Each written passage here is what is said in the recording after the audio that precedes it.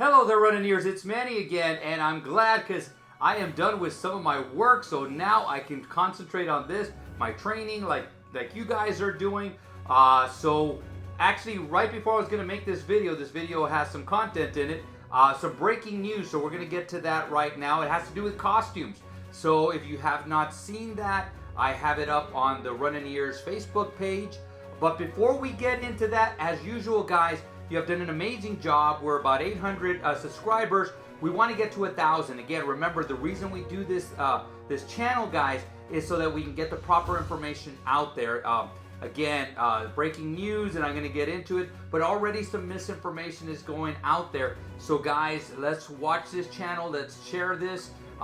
Keep asking questions. Keep subscribing, guys. You guys are amazing. Remember, this is your channel. And let's get to the news. So the news has to do with costumes, and there's 3 new rules. I think they've already had them, but they're kind of more or less now added to them. So the first one is going to be that layered costumes that could conceal something will not be permitted. And this is for obvious reasons, so if people can't conceal a weapon or something like that. But again, here goes the misinformation. Somebody already basically said, hey, I have a tutu, will that be allowed? So my answer to that is going to be ask runDisney themselves. Take a picture, send it to them. If you get a generic answer, keep sending emails, keep calling until you get an answer. A worst case scenario, take it to the expo, show it to them and ask them if it's okay, because you don't want to show up the day of and then they're going to ask you to take it off. If you don't have anything else, you're not going to be able to run or have to go back to the room quickly. So guys, and what I always urge people to do is when you ask a question on social media, you're going to get a lot of different answers. And God bless people. It's not that they mean anything wrong, because there is a possibility that this past runDisney year, they allowed this to happen. So they said, yeah, they allowed me to do this. But this coming year, it may not be the same thing. So guys, ask runDisney. This is the kind of stuff we don't know about. But there is 2 more costume information, 2 more parts of costume information that we have to go over.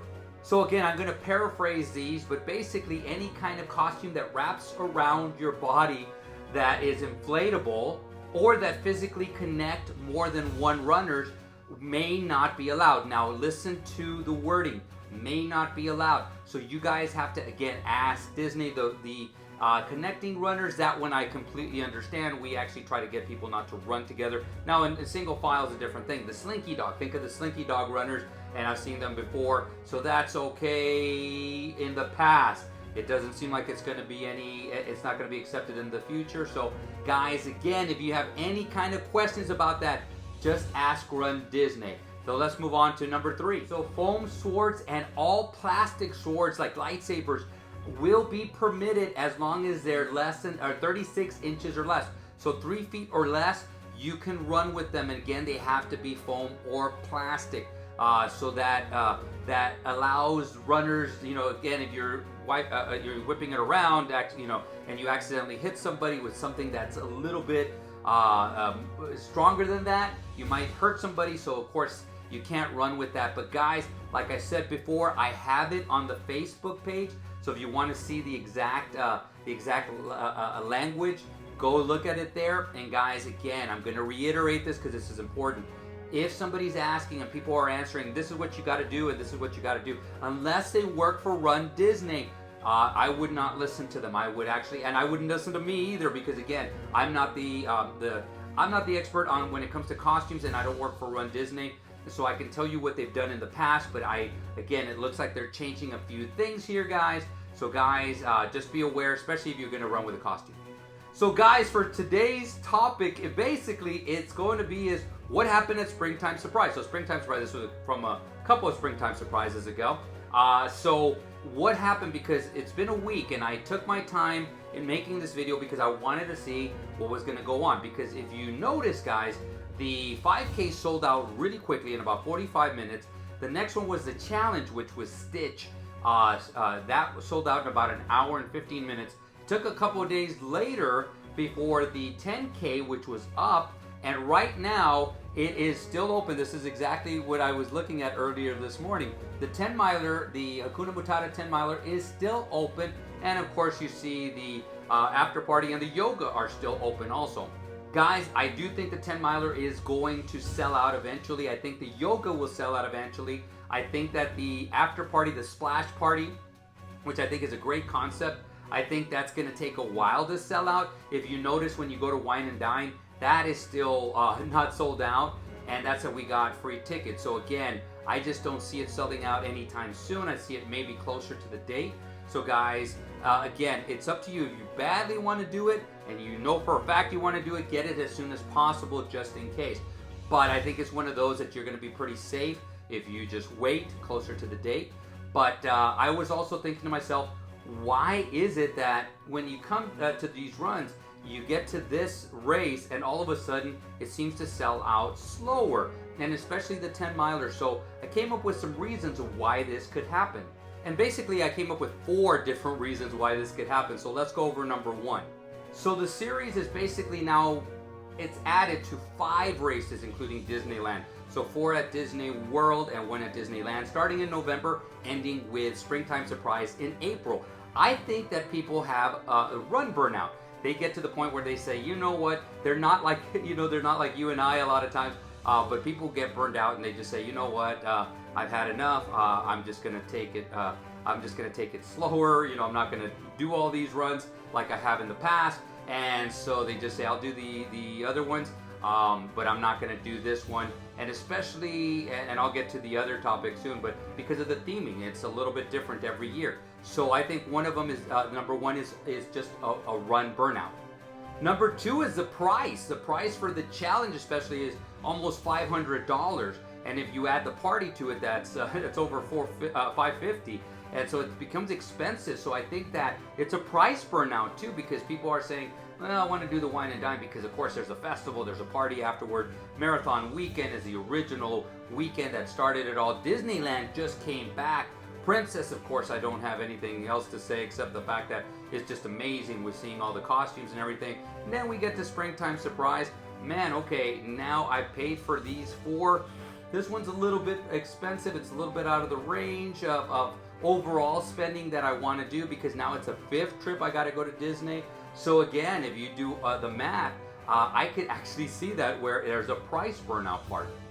Number 3 is the theming. I alluded to it a little bit before, and the theming is changing every year. And again, I was one of those on board that thought it was going to be Star Wars, and they did it instead of an adventure theming, and of course the main one was Stitch.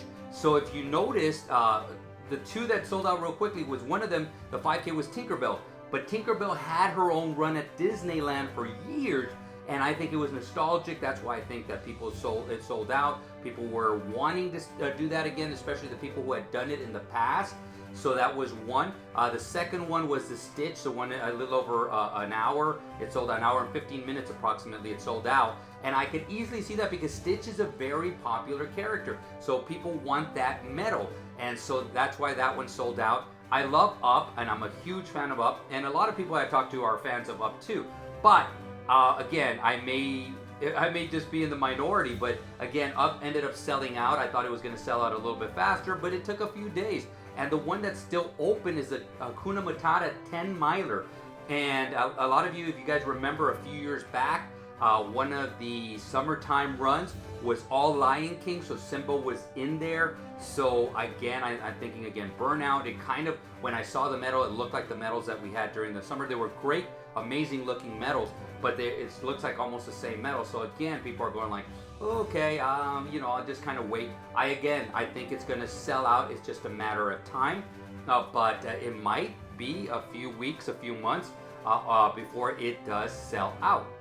And the 4th reason is basically, it's a second run that basically has an after party, and the after party is not included in this one. So the Wine and Dine, it is included in the price, and this one it is not. So again, I'm going to kind of almost piggyback on rides and themes where we just, people just get the burnout saying, man, okay, we're going to be spending a lot more money and we're not going to get the value that we do for a Wine and Dine. So maybe no, I'm going to skip this one. And again, I think that this is one for the reasons why people are skipping out. Now, guys, if you have a particular reason why you're skipping out, put it down below in the comments. I love to hear that. I love to learn, because one of the things that I know and I learned from you guys over and over and over is I have a train of thought and I kind of try to go over every scenario. But then all of a sudden somebody will say, well, I'm not doing it because this. And I go like, wow, that's a great point. I did not even think about that. And so guys, you opened my horizons. You guys helped me, again, create for this channel. So guys, put down below why, if you're not doing it, why you're not doing it. So with that said, guys, I do really think, I'm going to piggyback from what I said last week. I do think that the theming for the Disneyland runs and possibly Coast to Coast are going to be breaking soon. So guys, keep your eye out on that. Besides that, I will actually be at Disney World, I'm sorry, in about a week and a half, a little under a week and a half, 9 days. So I'm excited about that. I finished my work, got a few things to catch up on, and then I'm going to be going to Disney World. I'll try to record. I'm going to be doing some stuff over there, the Not So Scary Halloween. I am going to be going to Halloween Horror Nights at Universal. I will be watching Ray Parker Jr. sing Ghostbusters and doing a few things. I might think of some things to record, guys. But besides that, guys, I'm going to thank you as usual. And then I'm going to wish you guys to create a magical day, create a magical run, guys, and see you sooner than later.